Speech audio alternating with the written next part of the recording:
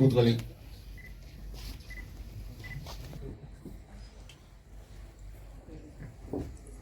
ಈ ಚಿತ್ರ ಎಲ್ಲ ನೋಡಿದ್ದೀರಿ. ನಿಮ್ಮ ಅವರು ಮುಖ್ಯ ಪಾತ್ರ ಮಾಡಿದ್ದಾರೆ.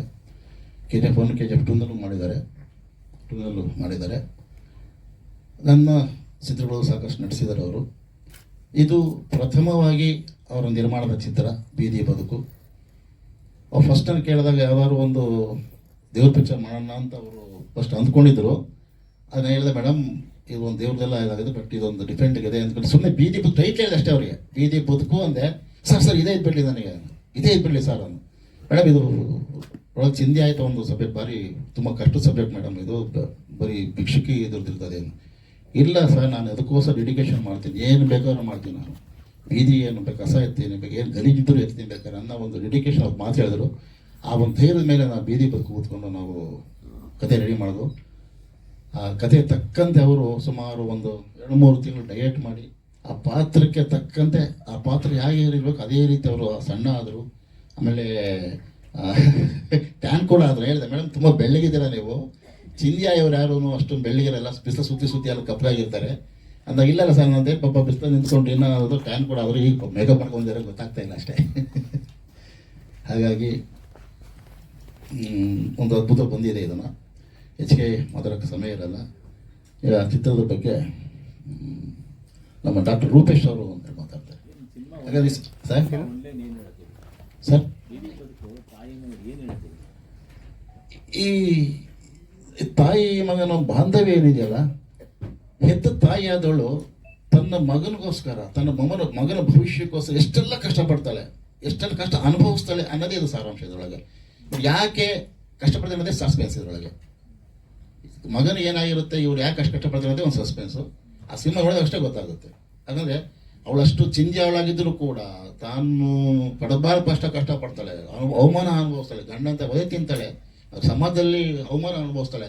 ಅಷ್ಟೆಲ್ಲ ಅನುಭವಿಸೋದು ಯಾತಕ್ಕೋಸ್ಕರ ಅನ್ನೋದೇ ಈ ಸಿನಿಮಾದಲ್ಲಿರೋ ಒಂದು ಉದ್ದೇಶ.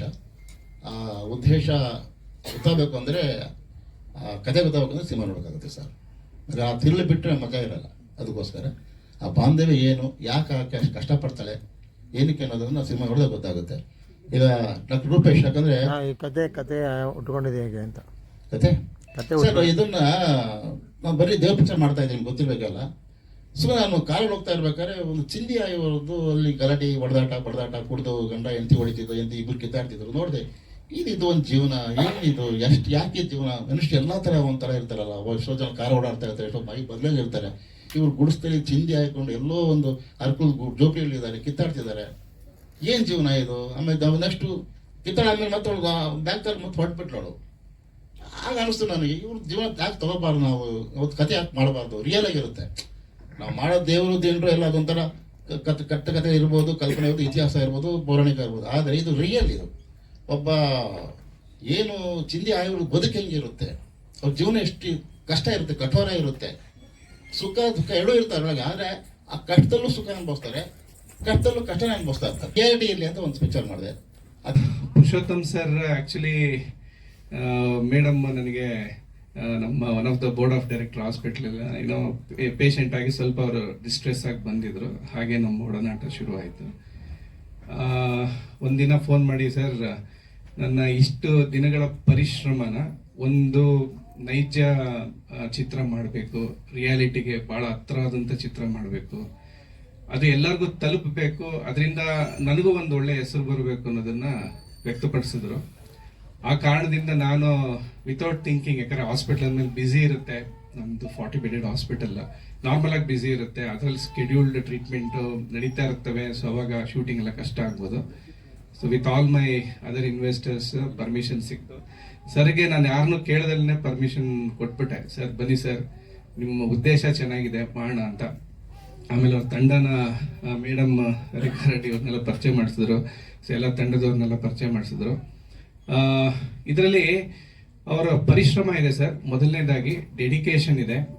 ಒಬ್ಬ ವ್ಯಕ್ತಿಗೆ ಜೀವನದಲ್ಲಿ ಯಾರು ಒಂದು ಡೆಡಿಕೇಶನ್ನು ಮತ್ತೆ ಮಾಡಬೇಕು ಅನ್ನೋ ಉದ್ದೇಶ ಒಳ್ಳೇದಿರುತ್ತಲ್ಲ, ಸೊ ಅಲ್ಲಿ ನಮಗೆ ಪ್ರಕೃತಿ ಸಪೋರ್ಟ್ ಮಾಡುತ್ತೆ, ನೇಚರ್ ವಿಲ್ ಸಪೋರ್ಟ್ ಅಸ್. ಸ್ವಲ್ಪ ದಿನದಲ್ಲೇ ದೀಪಾವಳಿ ಹಬ್ಬ ಬರುತ್ತೆ.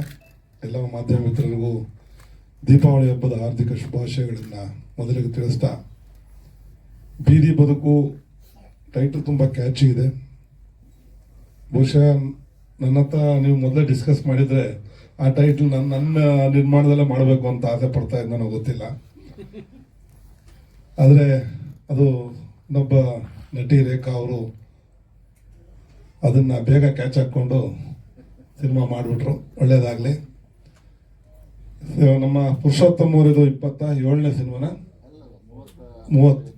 35ನೇ ಸಿನಿಮಾ. ಇವರು ಒಂಥರ ಫ್ರೆಂಡ್ಲಿ ಫ್ರೆಂಡ್ಲಿ ಡೈರೆಕ್ಟ್ರು. ಪ್ರೊಡ್ಯೂಸರ್ಗೆ ಎಲ್ಲೂ ಲಾಸ್ ಆಗದೆ ಇರೋ ಥರ ಕೆಲಸದಲ್ಲಿ ಸ್ಕ್ರಿಪ್ಟ್ ಮಾಡಿಕೊಂಡು ಶೂಟಿಂಗ್ ಸ್ಪಾಟಿಗೆ ಬಂತು ಅಂದರೆ ರಾಕ್ಷಸ. ಏನು ಆ ಕಡೆ ಯಾರು ತಿರುಗು ನೋಡಲ್ಲ, ಏನು ಅವ್ರು ಕೆಲಸ ಎಷ್ಟದಷ್ಟು ಮಾಡಿಕೊಂಡು ಕೆಲಸ ಬೇಗ ಮುಗಿಸೋದನ್ನ ನೋಡ್ತಾರೆ. ಜೊತೆಗೆ ಒಂದು ಸಿನಿಮಾ, ಈಗ ನಾವೆಲ್ಲರೂ KGF ಮಾಡೋಕ್ಕಾಗಲ್ಲ, ಎಲ್ಲರೂ ಕಾಂತಾರ ಮಾಡೋಕ್ಕಾಗಲ್ಲ. ಬಟ್ ಕಾಂತಾರ KGF ಮಾಡಿದ್ರೆ 3 ವರ್ಷ 4 ವರ್ಷ ನಾವು ಟೆಕ್ನಿಷಿಯನ್ಸು ಅಥವಾ ಬೇರೆ ಬೇರೆ ಚಿಕ್ಕ ಪುಟ್ಟ ಕಲಾವಿದರು ಕಾಯ್ಕೊಂಡಿರೋಕ್ಕೂ ಆಗಲ್ಲ. ಸೊ ಈ ಥರದ ಸಣ್ಣ ಪುಟ್ಟ ಸಿನಿಮಾಗಳಿಂದನೇ ನಮ್ಮ ಇಂಡಸ್ಟ್ರಿ ಇನ್ನೂ ಜೀವಂತ ಇದೆ ಅನ್ನೋದು ತೋರಿಸ್ಕೊಳ್ಳೋದಕ್ಕೆ ನಮ್ಮ ಈ ಚಿಕ್ಕ ಪುಟ್ಟ ಸಿನಿಮಾಗಳೇ ಕಾರಣ ಅಂತ ನಾನು ಹೇಳೋದಕ್ಕೆ ಭಾವಿಸ್ತೀನಿ. ಯಾಕಂದ್ರೆ ಇವತ್ತು ಒಂದು ಸಿನಿಮಾ, ಚಿಕ್ಕ ಸಿನಿಮಾನೋ ಮಾಡಿದ್ರೆ ದಿನಕ್ಕೊಂದು 60-70 ಜನದ್ದು ಕುಟುಂಬ ಅಂತೂ ಒಂದು 15-20 ದಿನ ಸಾವಕಾಶವಾಗಿ ನಡೆಯುವಂಥ ವ್ಯವಸ್ಥೆ ಇರುತ್ತೆ. ಅಲ್ಲದೆ ಏನು ಚಿಕ್ಕ ಪ್ರೊಡಕ್ಷನ್ ಅಲ್ಲಿ ಮಾಡ್ತೀವಿ, ಅವರು ಎಲ್ಲ ನಿರ್ಮಾಪಕರಿಗೂ ಎಲ್ಲ ಆರ್ಟಿಸ್ಟ್ಗಳಿಗೂ ಟೆಕ್ನಿಷಿಯನ್ಗಳಿಗೂ ಎಷ್ಟೆಷ್ಟು ಸಂಭಾವನೆ ಮಾತಾಡಿರುತ್ತೆ ಅಷ್ಟು ಪ್ರಾಮಾಣಿಕವಾಗಿ ತಲುಪಿಸೋ ವ್ಯವಸ್ಥೆ ಮಾಡ್ತೀವಿ.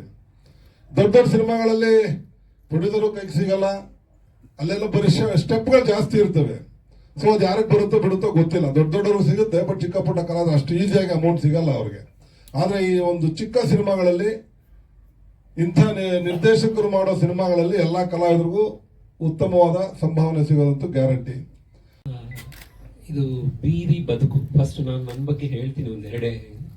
ಶ್ರೀನಿವಾಸ್ ಅಂತ, ನಾನು ಜನರಲಿ ಇಂಡಸ್ಟ್ರಿಯಲ್ಲಿ ಆಡಿಟರ್ ಶ್ರೀನಿವಾಸ್ ಅಂತಲೇ ಕರೆಯೋದು, ಇಲ್ಲ ಅಂದರೆ ಗೊತ್ತಾಗಲ್ಲ. ಯಾಕಂದರೆ ಶ್ರೀನಿವಾಸ್ ಅನ್ನೋದು ತುಂಬ ಜಾಸ್ತಿ ಇರ್ತಾರೆ. ಮೇಜರ್ ಎಲ್ಲ ಆಡಿಟಿಂಗು, ನನ್ನ main auditor and tax consultant. ಈ ಬೀದಿ ಬದುಕು ನಾವು ನಮ್ಮ ಆಫೀಸಲ್ಲಿನೂ 2-3 ಸಲ ಡಿಸ್ಕಷನ್ ಮಾಡಿದ್ವಿ. ಪುರುಷೋತ್ತಮ್, ನಾನು, ವಿಷ್ಣು ಎಲ್ಲ. ಅವ್ರು ಏನಂದರೆ, ಪುರುಷೋತ್ತಮ್ದು ಒಂದು ಪಾಯಿಂಟು, ಒಬ್ಬರೇ ಡೆಸಿಷನ್ ತಗೊಳ್ಳಲ್ಲ. 2 minds ಆರ್ ಬೆಟರ್ ದ್ಯಾನ್ 1. ಅದಕ್ಕೋಸ್ಕರ ಎಲ್ಲರೂ ಒಪಿನಿಯನ್ ತಗೊಂಡು ಈ ಸಿನಿಮಾಗೆ ಪರ್ಟಿಕ್ಯುಲರ್ ಆಗಿ ತುಂಬ ಕಷ್ಟಪಟ್ಟು screen play, dialogue, direction, lyrics ಬರೆದಿದ್ದಾರೆ. ರೇಖಾ ರಾಣಿ ಅಂತ ಯಾಕೆ ಹೇಳ್ತಿದ್ದಾರೆ ಇವ್ರು ಪದೇ ಪದೇ ಅಂದರೆ, ಆ್ಯಕ್ಚುಲಿ ಅಲ್ಲಿ ರೇಖಾ ಸಾಗರ್ ಅಂತಿದೆ. ನಾನು ಲೈಕ್ ಸೋಷಿಯಲ್ ಮೀಡಿಯಾದಲ್ಲಿ ರೇಖಾ ರಾಣಿ ಅಂತ ಫೇಮಸ್ ಆಗಿದ್ದು. ಬಟ್ ಇವರಂದ್ರು ನಿರ್ಮಾಪಕರದ್ದು ರಿಯಲ್ ನೇಮ್ ಇರಬೇಕು ಯಾವಾಗಲೂ. So that is my real name, Rekha Sagar ಅಂತ. ನಾನು KGF 2 ಅಲ್ಲಿ ಮಲ್ಲಮ್ಮನ ಪಾತ್ರ ಮಾಡಿದ್ದೆ. ಹಪ್ಪಳ ಎಲ್ಲ ಆರುವಾಗ ಇಲ್ಲಲ್ಲ, ಮಲ್ಲಮ್ಮ ಹಪ್ಪಳ ಹುಷಾರು ಅಂತ, ಅದೇ ಮಲ್ಲಮ್ಮ ನಾನು. ನನಗೆ ತುಂಬ ಮಾತಾಡೋದು ಇವಾಗ ಲೈಕ್ ಎಲ್ಲರೂ ಎಲ್ಲ ಹೇಳ್ಬಿಟ್ಟಿದ್ದಾರೆ. ನಾನು ನಿಮ್ಮ ಅಂದರೆ ಸಮಯನ ವ್ಯರ್ಥ ಮಾಡಿದೆ, ಸ್ವಲ್ಪ ಅದ್ರಲ್ಲಿ ಮಾತಾಡ್ತೀನಿ. ಸರ್, ನನಗೆ ಬೀದಿ ಬದುಕು ಕತೆ ಹೇಳಬೇಕಾದ್ರೆ like it was very challenging. ನನಗೆ ತುಂಬ ಗ್ಲಾಮರು, ಫ್ಯಾಷನು ಆ ಥರದ್ದೇನು ಅಲ್ಲದೆ ತುಂಬ ಕಷ್ಟಪಟ್ಟು ಚಿಂದಿ ಒಳ್ದು ಕತೆ ಅಂತ ಹೇಳಿದ್ರು. ಸೊ ಅದಕ್ಕೆ ಮೆಂಟಲಿ ನಾನು ಪ್ರಿಪೇರ್ ಆಗಿದ್ದೆ. ಸರ್ ಹೇಳಿದ್ರು, ಊಟ ತಿಂಡಿ ಸ್ವಲ್ಪ ಕಮ್ಮಿ ಮಾಡಿ ಅಮ್ಮ, ತುಂಬ ಗುಂಡಕ್ಕಿದ್ಬಿಟ್ಟು ನೀವು ಚಿಂದಿ ಎಲ್ಲ ಆಯ್ತಾ ಇದ್ರೆ ನೀವು ಚೆನ್ನಾಗಿದ್ದೀರಿ ಅಂತ ಆಗುತ್ತೆ. ಸ್ವಲ್ಪ ಕಲರ್ ಚೇಂಜ್ ಮಾಡಿ ಆ್ಯಂಡ್ ನಿಮ್ಮ body language same to same ಹಾಗೆ ಇರಬೇಕು. ಆ ಥರ ಯಾರು ಚಿಂದಿ ಆರಿಸ್ತಾ ಇರ್ತಾರೆ ನೀವು ಅವ್ರನ್ನ ಫಾಲೋ ಮಾಡ್ಬೇಕಂತ. ಇವ್ರು ಹೇಳಿದ ಮೇಲಿಂದ ನನಗೆ ಬರೀ ಚಿಂದಿಯವರೇ ಕಾಣ್ತಾ ಇದ್ರು ರೋಡ್ ಇಡೀ, ಬೇರೆ ಏನು ಕಾಣೋದೇ ಇಲ್ಲ. ಆಮೇಲೆ ಅನ್ಕೊಂಡು ನಮ್ಮಮ್ಮ ಕೇಳಿದ್ರು, ನೀನು ನಿಜವಾಗ್ಲೂ ಆ ಸ್ಟೋರಿಗೆ ಅಂದರೆ ಆ್ಯಕ್ಟ್ ಮಾಡ್ತೀಯಾ, ತುಂಬ ಕ್ಲೀನ್ ಅಂತ ಇರ್ತೀಯಾ, ಆ ತಿಪ್ಪೆಗುಂಡಿಗೆಲ್ಲ ಕೈ ಹಾಕ್ತೀಯಾ? ನನಗೆ ನಿಜವಾಗ್ಲೂ ಅನಿಸ್ತಿತ್ತು, ಇಲ್ಲಿಂತ ಗಲೀಜ್ ಕಡೆ ಎಲ್ಲ ಇವ್ರ ಕಡೆ ಮಾಡ್ರಿ ಅಂದ ತಕ್ಷಣ ಭಯ ಪಟ್ಬಿಟ್ಟೆಲ್ಲ ಕೈ ಹಾಕ್ಬಿಟ್ಟಿರೋದಿದೆ. ಸೊ ಅರ್ಧ ಭಯದಲ್ಲೇ ಕೆಲಸ ಮಾಡಿದ್ದೀನಿ. ಆ್ಯಂಡ್ ಇವರು ಸ್ಟೋರಿ ಅಂದರೆ ಸಿನಿಮಾ ಡೈರೆಕ್ಷನ್ ಮಾಡೋ ಮುಂಚೆದು ಫೇಸೇ ಬೇರೆ ಇತ್ತು. ನೋಡಿ ಅಮ್ಮ, ಹಾಗೆಮ್ಮ, ಹೀಗೆಮ್ಮ.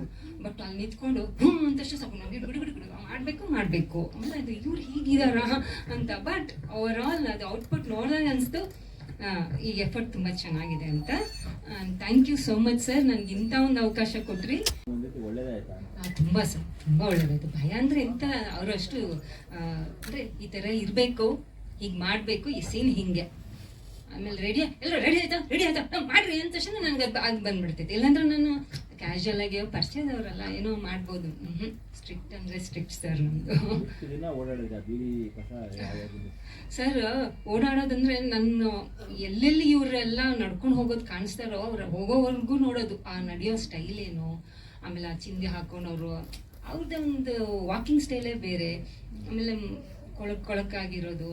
ಸೊ ಇದೆಲ್ಲ ನಂದು ಫುಲ್ಲು ತದ್ವಿರುದ್ಧವಾಗಿತ್ತು. That's all I followed that whatever he said. ಈ ಸಿನಿಮಾ ಮಾಡಬೇಕು, ಈ ಸಬ್ಜೆಕ್ಟೇ ಬೇಕು ಅಂತಿದೆ ಯಾಕಂದರೆ ಒಂದು ಚಾಲೆಂಜಿಂಗ್ ಆಗಿರೋ ಸಬ್ಜೆಕ್ಟು. ಇದನ್ನ ಮನಸ್ಪೂರ್ವಕವಾಗಿ ಮಾಡಬೇಕಲ್ಲ. ಈಗ ಅಂದರೆ ಗ್ಲಾಮರ್ ಆಗಿ ಸ್ಟೈಲಿಶ್ ಆಗಿ ಬಂದ್ಬಿಡಿ ಅಂದರೆ ಲೇಡೀಸ್ ತುಂಬ ಖುಷಿ ಪಟ್ಟು ಮಾಡ್ತಾರೆ. ನೀನು ಚಿಂದಿ ಅವಳು, ನಿನ್ನ ಮನೇನೂ ಇಲ್ಲ ಸರ್. ಅಲ್ಲಿ ನಾವು ಎಲ್ಲಿ ಶೂಟ್ ಮಾಡಿದ್ವಿ ಅಲ್ಲಿ ರೆಸ್ಟ್ ರೂಮ್ ಕೂಡ ಇಲ್ಲ. ಅಲ್ಲಿ ಎಷ್ಟು ಗಲೀಜಾಗಿತ್ತು ಆ ಸ್ಲಮ್ ಅಂದರೆ, ಸ್ಲಮ್ ಒಳಗೆ ಕರ್ಕೊಂಡೋಗಿ ಅದ್ರ ಮಧ್ಯೆನೇ ಆ ಕೆಲಸ ಮಾಡಿಸಿ, ಅವಾಗ ಅವ್ರ ಬದುಕು ಎಷ್ಟು ಕಷ್ಟ ಇತ್ತು, ನಾವೆಷ್ಟು ಚೆನ್ನಾಗಿದ್ದೀವಿ, ಆ ಫೀಲಿಂಗ್ ಎಲ್ಲ ನಾನು ಆಗ ಅದ್ರ ಒಳಗಡೆ, ಆ ಮನೆ ಒಳಗಡೆಯಿಂದ ಫೀಲ್ ತಗೊಂಡೆ ಅಲ್ಲಿರೋ ಹೆಂಗಸರನ್ನೆಲ್ಲ ನೋಡಿ. So somehow we did it. ಈ ಸಿನಿಮಾ ನೀವು ನೋಡಿರಲ್ಲ ಅಂದರೆ ಸೀಕ್ವೆನ್ಸ್ ತಕ್ಕಂತೆ ಅದು ಲಾಸ್ಟ್ ಬಿಟ್ಟು ಕೇಳಿರ್ಬೇಕು ನೀವು. ಲಾಸ್ಟ್ ಇದು ಅನ್ನೋ ಇದೆ ಅದು ಸಿನಿಮಾದಲ್ಲಿ ನಿಮ್ಗೆ ಅದು ನೋಡಿದಾಗ ನಿಮ್ಗೆ ಅದು ಕತೆ ಪೂರಕವಾಗಿದೆ. ಆ ಸಾಂಗ್ ಅನ್ನೋದು ಸುಮ್ಮನೆ ಮಾಡಿದ್ದಲ್ಲ, ಅದು ಆ ಕಥೆಯ ಒಳಗೆ ಒಂದು ಕತೆ, ಆ ಹಾಡಲ್ಲೇ ಒಂದು ಕತೆ ಇದೆ. ಹಾಗಾಗಿ ಆ ಕತೆ ಅದಕ್ಕೆ ತಕ್ಕಂತೆ ಮಾಡಿದ ಹಾಡು ಮಾಡಿದ್ದೀನಿ. ಈಗ ಎಷ್ಟು ದಿನ ಶೂಟಿಂಗ್ ಮಾಡಿದ್ರಿ? ಇದು ಒಂದು 25 days, 25 ದಿವಸ ಮಾಡಿದ್ದೀನಿ. ಯಾಕಂದರೆ ಚಿಂದಿ ಅಲ್ಲಿ ಇಲ್ಲಿ ಒರಿಜಿನಲ್ ಸ್ಲಮ್ಗಳು ಸರ್, ನಾನು ಎಲ್ಲೂ ಸೆಟ್ ಹಾಕ್ಸಿಲ್ಲ. ಆ ಒರಿಜಿನಲ್ ಒಳಗಡೆ ಹೋದರೆ ನೊಣ ಗುಯ್ ಅನ್ನೋದಂಗೆ, ಒಳಗಡೆ ಹೋದರೆ ನೊಣ ಮುತ್ಕೊಳೋದಂಗೆ, ನೊಣ ಮುತ್ಕೊಳೋದು, ಆಮೇಲೆ ಇಲಿಗಳನ್ನ ಓಡ್ಬರೋದು, ಆಮೇಲೆ ನಾಯಿಗಳು ಕಾಟ ಎಲ್ಲ ತುಂಬ ಇತ್ತು ನನಗೆ. ಆದರೂ ಅದರಲ್ಲಿ ಇವ್ರು ಹಂಗೂ ಸಾರು ಮಾಡ್ರಿ ಹೋಗ್ರಿ ಒಳಗಡೆ ಮಾಡಲಿ ಮನೆ ಪಾಪರೆಲ್ಲ ನಮಗೆ ಒಳಗಡೆ ಮಾಡಿದ್ದು. ನೀವು ಸೀನ್ ನೋಡಿರ್ಬೇಕು ನೀವು, ಮನೆ ಸ್ಲಮ್ ಗುಡ್ಸ್ದೊಳಗಡೆ ಶೂಟ್ ಮಾಡಿದ್ದೀನಿ. ಆಮೇಲೆ ಗುಜರಿ, ಒರಿಜಿನಲ್ ಗುಜರಿ, ಯಾವುದೂ ಅಲ್ಲಿ ಸೆಟ್ ಮಾಡಿದ್ದಲ್ಲ, ಒರಿಜಿನಲ್ ಗುಜರಿ, ಅಲ್ಲೂ ಗುಜರಿ ಮಾಡಿದ್ದೀನಿ. ಸ್ಮಶಾನ, ನಮ್ಮ ವಿಷ್ಣುಗೆ ಥ್ಯಾಂಕ್ಸ್ ಹೇಳಬೇಕು. ಅವರೇ ಗುಜರಿ ಆಗಿರ್ಬೋದು, ಸ್ಮಶಾನ ಆಗಿರ್ಬೋದು, ಆ ಸ್ಲಮ್ ಎಲ್ಲ ತೋರಿಸಿ ಇಲ್ಲಿ ಮಾಡೋಣ ಸರ್ ಅಂತೇಳಿ ನನಗೆ ತುಂಬ ಅನುಕೂಲ ಮಾಡಿಕೊಟ್ರು. ಒರಿಜಿನಲ್ ಸ್ಮಶಾನ, ಒರಿಜಿನಲ್ ಗುಜರಿ, ಒರಿಜಿನಲ್ ಸ್ಲಮ್ಮು ಎಲ್ಲ ನನಗೆ ಹಾಸ್ಪಿಟಲ್, ನನಗೆ ಒರಿಜಿನಲ್ ಎಲ್ಲೂ ನಾನು ಸೆಟ್ ಆಗಿರಲಿ ಯಾವುದೂ ಇಲ್ಲ ಸರ್, ಎಲ್ಲ ಒರಿಜಿನಾಲಿಟಿ. ಆರ್ಟಿಸ್ಟ್ಗಳಾಗಿರ್ಬೋದು ಎಲ್ಲರೂ ಎಲ್ಲ ಪಕ್ಕ ನಿಮಗೆ ಸಿನಿಮಾ ಗೊತ್ತಾಗುತ್ತೆ. ಇದು ಯಾವುದು ನಾವು ಸಿನಿಮಾ ಮಾಡಿದ್ದೀವಿ ಅನಿಸಿಲ್ಲ, ಅದು ನಾವು ಹಾಗೆ ತಗೊಂಡೋಗಿದ್ದೀವಿ ಅನಿಸುತ್ತೆ. ಇದು ತುಂಬ ಅದ್ಭುತವಾಗಿ ಸೌಂಡು ನನಗೆ ಮಾಡಿದೆ. ಈವನ್ ನಾವು ಡಬ್ ಮಾಡಿದ್ರೆ ಕೂಡ ಅಷ್ಟು ಕ್ಲಾರಿಟಿ ಬರಲ್ವ ಏನೋ, ಅಷ್ಟು ಕ್ಲಾರಿಟಿಗೆ ನಮಗೆ ಸೌಂಡು ಮಾಡಿಕೊಟ್ಟಿದ್ದಾರೆ ಸಿಂಗ್ ಸೌಂಡ್ ಇವರು. ಥ್ಯಾಂಕ್ಸು ಸಾಗರ್ ಅವರೇ. ಎಲ್ರಿಗೂ ನಮಸ್ಕಾರ. ಫಸ್ಟ್ ನಾನು ಥ್ಯಾಂಕ್ ಯು ಹೇಳೋಕ್ಕೆ ಇಷ್ಟಪಡೋದು ನಮ್ಮ ಡೈರೆಕ್ಟ್ರು ಸರ್ಗೆ. ಏಕೆಂದರೆ ಒಂದು ಸಾರಿ, ನಾನು ಯಾವತ್ತೂ ಸ್ಟೇಜ್ ಸ್ವಲ್ಪ ನರ್ವಸ್ ಆಗ್ತಾ ಇದ್ದೀನಿ, ಏನು ರಿಯಲ್ ಸಾರಿ. ಒಬ್ಬರು ಡೈರೆಕ್ಟ್ರು ಒಂದು ಯಾರಾದರೂ ಕೆಲಸ ಮಾಡ್ತಾರೆ ಅಂದರೆ ಆ ಕೆಲಸದ ಬಗ್ಗೆ ಅರ್ಥ ಮಾಡ್ಕೊಂಡು ಅದು ಟೈಮಿಂಗ್ ಕೊಡೋದಿದೆಯಲ್ಲ, ಅದು ತುಂಬ ಇಂಪಾರ್ಟೆಂಟು. ನಾನೇನೋ ಮಾಡಬೇಕು, ಇದು ಅವ್ರ ಕೆಲಸ ಕರೆಕ್ಟಾಗಿ ಬರಬೇಕು, ಅದೆಲ್ಲ. ಸೊ ಒನ್ ಮೋರ್ ಕೇಳಿದ್ರು ಅಷ್ಟೇ, ಯಾಕೆ ಬಟ್ ಅವ್ರು ಆಯಿತು ತೋಳಿ, ಇದು ಟೈಮ್ ವೇಸ್ಟ್ ಆಗುತ್ತೆ, ಅದು ಏನೂ ಯೋಚನೆ ಮಾಡಲಿಲ್ಲ. ಮೇಡಮ್ ಅಷ್ಟೇ, ಅವ್ರು ಪ್ರತಿ ಶಾರ್ಟ್ ಮುಗಿದ್ಮೇಲೆ ಸೌಂಡ್ ಕರೆಕ್ಟಾಗಿ ಬಂತ ಸರ್ ಅಂತ ಕೇಳೋರು. ಬಟ್ ನಾನು ಹೇಳೋಕ್ಕೆ ಇಷ್ಟಪಡೋದು ಒಂದೇ, ಇಡೀ ಟೀಮ್ ಏನಿತ್ತು ಒಂದು ಫ್ಯಾಮಿಲಿ ಥರ ಇತ್ತು. ತುಂಬ ಚೆನ್ನಾಗಿ ಕೆಲಸ ಮಾಡಿದ್ವಿ. ನಂಗೆ ತುಂಬ ಒಳ್ಳೆ ಅನುಭವ ಆಯಿತು. Thank you. ಎಲ್ಲರಿಗೂ ನಮಸ್ಕಾರ. ಬೀದಿ ಬದುಕು ಈ ಪಿಕ್ಚರ್ ಮ್ಯೂಸಿಕ್ ಡೈರೆಕ್ಟರ್ ನಾನೇ. ಇದು ನಮಗೆ ಸಾಂಗ್ಸ್ ಕೊಟ್ಟಿದ್ದ ಪ್ರಸೋದಂ ಸರ್ಗೂ ಥ್ಯಾಂಕ್ಸ್. ಇದರಲ್ಲಿ ಸಹ ನಿರ್ದೇಶಕನಾಗಿ ನಮ್ಮ ಗುರುಗಳ ಜೊತೆ ಕೆಲಸ ಮಾಡಿದೆ, ಪುರುಷೋತ್ತಮ್ ಸರ್ ಜೊತೆಗೆ. ಅವ್ರಿಗೂ ಥ್ಯಾಂಕ್ಸ್, ಮತ್ತು ರೇಖಾ ರಾಣಿ ಅವ್ರಿಗೂ ಥ್ಯಾಂಕ್ಸ್. ಈ ಚಿತ್ರದಲ್ಲಿ ಸ್ಲಮ್ಮಲ್ಲಿ ಆದಷ್ಟು ಸ್ಕ್ರಿಪ್ಟ್ ಬರೆಯುವಾಗ ಆಲ್ಮೋಸ್ಟ್ ಅವ್ರ ಜೊತೆ ಅದನ್ನ ಕರ್ಕೊಂಡು ಅವ್ರ ಜೊತೆ ಅವ್ರ ಮೂಮೆಂಟ್ಸ್ ಎಲ್ಲ ನೋಡಿಕೊಂಡು ಸಾಕಷ್ಟು ಕಷ್ಟಪಟ್ಟಂದ್ರೆ ಅದನ್ನ ಅರ್ಥ ಮಾಡಿಕೊಂಡು ಬರೆದಿದ್ದೀರಿ. ಅದೇ ಥರ ಎಲ್ಲ ಮೂಮೆಂಟ್ಸು ಎಲ್ಲ ನೀಟಾಗಿ ಪ್ರತಿಯೊಂದೂ ಬಂದಿದೆ. ಎಲ್ಲ ಟೆಕ್ನಿಷಿಯನ್ಸು ತುಂಬ ಚೆನ್ನಾಗಿ ಮಾಡಿದ್ದಾರೆ. ನನ್ನ ಹೆಸರು ಮುತ್ತರಾಜ್ ಅಂತ. ನಿಯರ್ಲಿ ಒಂದು 48 ವರ್ಷ ಇಂಡಸ್ಟ್ರಿಯಲ್ ಸರ್ವಿಸ್ ಮಾಡಿದ್ದೀನಿ. ಅಷ್ಟು ಥ್ಯಾಂಕ್ ಯು. ನಾವೇನಾದ್ರೂ ಕ್ಯಾಮ್ರಾ ಹಿಂದೆನೆ ಮಾಡ್ತೀವಿ ಅನ್ನೋ ಮಾತಾಡೋಕೆ ಅಷ್ಟು ಬರಲ್ಲ. Thank you. ಪಾತ್ರ ಮಾಡಿದ್ದೀನಿ. ರೈಟ್. ಎಷ್ಟನೇ ಕ್ಲಾಸು? First standard. ತಕ್ಕೊಳ್ಳಿತಾರೆ ಹಿಂದೆ.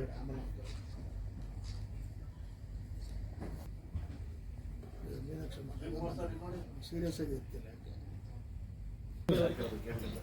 ಬಾಯ್ ಕೂತ್ಕೊ ಟೀಸರ್ ಇದೆ, ಮತ್ತೆ ರಿಲೀಸ್ ಇದೆ, ಮತ್ತೆ ರಿಲೀಸ್ ಮಾಡ್ತಾ ಇದ್ದೇನೆ ಪ್ಲೀಸ್.